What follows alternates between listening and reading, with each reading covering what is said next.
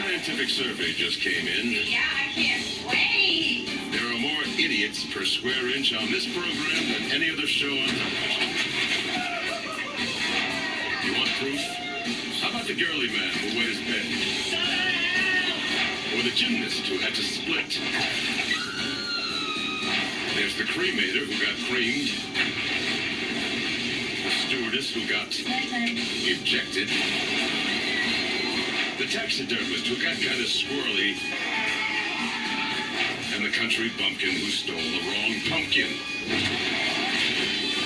Bottom line, idiots make good TV. On the next episode of 1,000 Ways to Die. Warning. The stories portrayed in this show are based on real deaths and are extremely graphic. Names have been changed to protect the identities of the deceased. Do not attempt to try any of the actions depicted. You will die. Death is everywhere. Most of us try to avoid it. Others can't get out of its way. Every day we fight a new war against germs, toxins, injury, illness, and catastrophe. There's a lot of ways to wind up dead. The fact that we survive it all is a miracle. Because every day we live, we face 1,000 ways to die.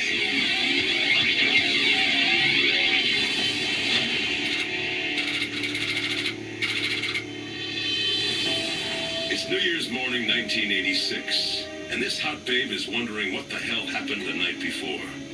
Say hello to Don. It must have been some party he threw. Slowly from out of his fog, the pieces of his New Year's Eve puzzle started coming together. The party was going full blast with everyone getting their buzz on, 80s style.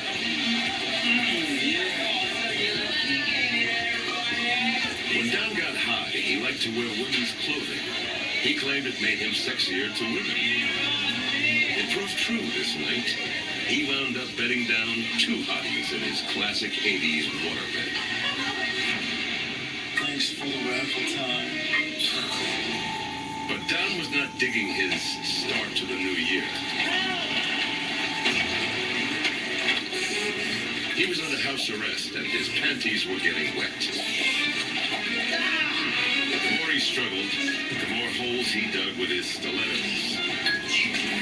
Within minutes, the cross-dressing horn dog was engulfed in 200 gallons of waterbed water.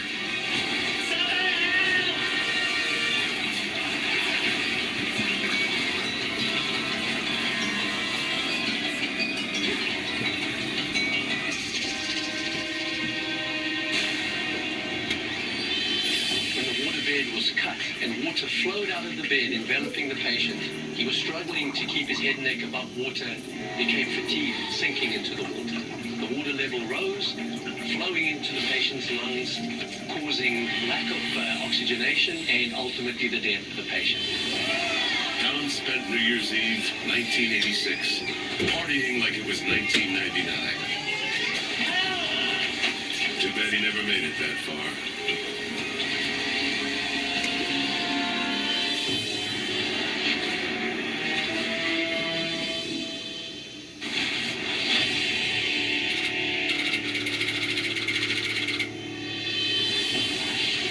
Andrea was a frustrated gymnast who never realized her dream of making the U.S. Olympic team. Do you really think you have what it takes? Now she takes it out on her fellow gymnast friend, Sally. Do you know how many pounds you have gained? They're training for a Vegas stage show that involves a lot of gymnastics. Down, down. The girls in women's gymnastics can be completely cutthroat. Everybody thinks they're the cute little girls and everything's beautiful and pretty. It is not that way at all. It can get downright vicious. Hey ladies, we ain't quite open yet. Need another 10 minutes till it's set up. We have to use this right now. Andrea wasn't about to let anyone come between her and her goals. See that one. It was Vegas or bust. Try keeping your feet together next time. When they hit the trampoline, Andrea launched into a full-bore PMS bitchathon. Why don't you actually try this time? You want to see how to be a real gymnast? Watch me. This is how you do it. And then she stuck her landing. She should have listened to the maintenance man. He hadn't finished setting up the uneven parallel bars. This is how you do it. Andrea came down on it with enough force to run the metal pole deep into her body. The metal pipe went through her recto-uterine pouch. And what that is, that's an area between the rectum and the uterus. Blunt force trauma like this can cause severe perforation of the internal organs, resulting in severe bleeding and hemorrhaging, which can't be stopped. And a person would lose consciousness, pass out, heart would stop, and they'd die. And this could take seconds. Andrea was a bitter gymnast who took out her frustrations on her friend. Why don't you actually try this time? If Sally was a little meaner, This is how you do it. she would have told her friend Andrea to stick it up your rectal uterine pouch, bitch.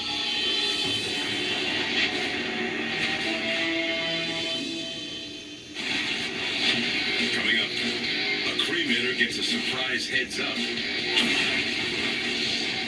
And a flight attendant hits the roof.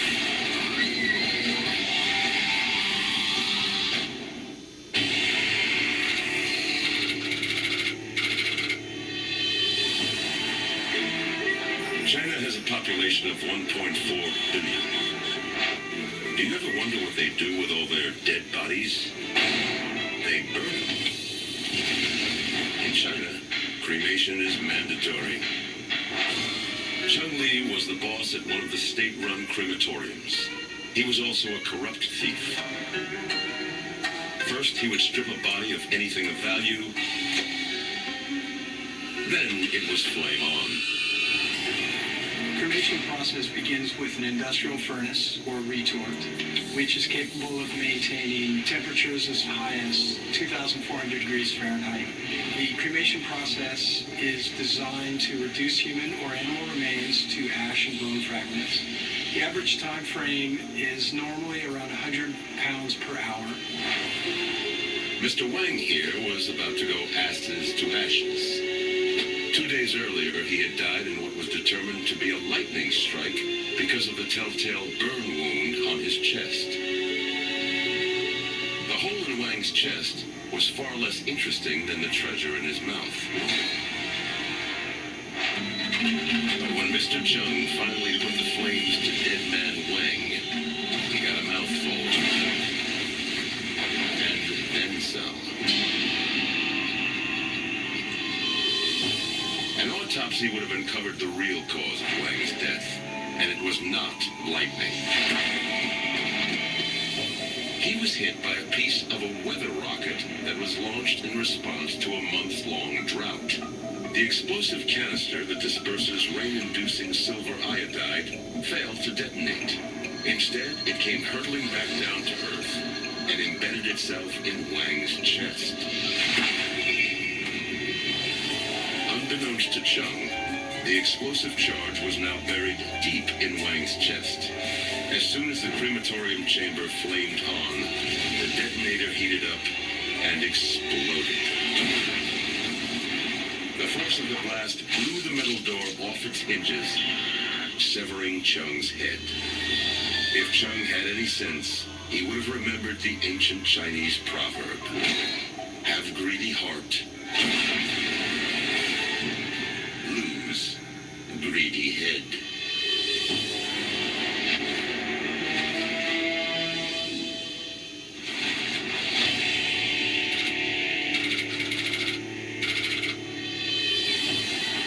What do we have here? Years. A couple returning from a shopping spree? Look at this. Oh Not exactly. Charlie and Joanna are bottom-feeding thieves who rob luggage from airports. It's a scam played out every day all across the country. Thousands of bags across the United States are stolen from airports. because it's so easy to come into the airport. No one checks you. Once people get their bags, a person who wants to steal, they'll look, see a nice fancy bag, pick it up, and just walk straight out of the door. The two went back to their robber's nest to take a little inventory. Some they'll hawk, and some they'll keep. Ooh, what do we have here? A nice imported rum. Yeah. Bottoms up. Baby, we really cleaned up this time.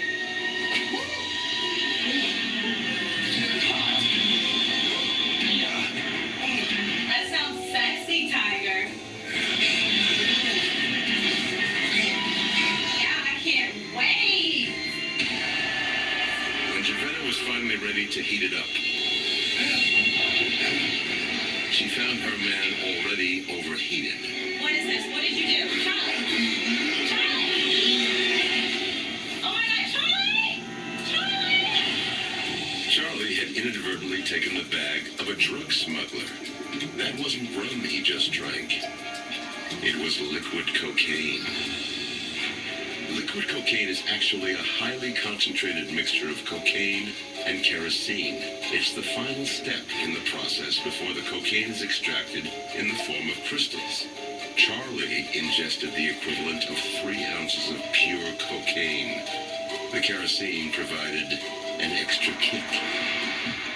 When you ingest liquid cocaine, it gets to the nerve endings and causes release of adrenaline. The consequence of this huge adrenaline release is an increase in blood pressure, an increase in heart rate, spasm of arteries, and the way you die is a big heart attack. Charlie was a thief. He wound up stealing from a drug dealer. But what happened to him wasn't exactly criminal. It was just a really nasty way to die.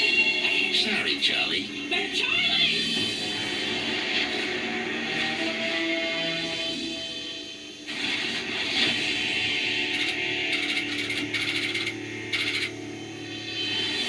If you've ever wondered if airline travel has lost some of its old luster, Come on. look no further than flight attendant Valerie. Take your time. You don't have schedules to maintain. After 8 long years of handing out peanuts and pillows, Valerie had had enough. She was retiring, and this was her last flight. Can I please have a pillow? No, you may not. Thank you very much. Valerie began this latest flight with her own coffee, tea, or screw you brand of service. Hey, Sleeping Beauty, it's nighttime. That's peanuts. Ladies and gentlemen, this is your captain speaking. We're heading into some light traffic and a little turbulence. Please fasten your seatbelts. The passengers buckled up, but the real turbulence was inside the plane. His lips are flapping and I'm not listening. Thank you so much. Valerie had them ready to blow their tops. And then the plane beat them to it. But what caused the fuselage to crack in this particular case was a question of bonding that was used between the skins on the fuselage. Over time, that bonding process didn't stick, and moisture got in. Moisture created corrosion. The corrosion created cracks. And because of pressurization, it just ripped the fuselage open. All of that compressed air blows out of the airplane. Anyone who isn't seated with a seatbelt, they're going to be sucked literally right out of the airplane. When Valerie was sucked outside the plane, she was hit by a lethal triple whammy. 500 miles per hour of skin-shredding winds, a body-freezing temperature of minus 67 degrees, and less oxygen than the top of Mount Everest. She was dead before she hit the water. The next time you're on a flight, keep your seatbelts buckled. Try and ignore the hostile stewardess. Please have a pillow. No, you may not. Thank you very much. And remember, the closest exit may be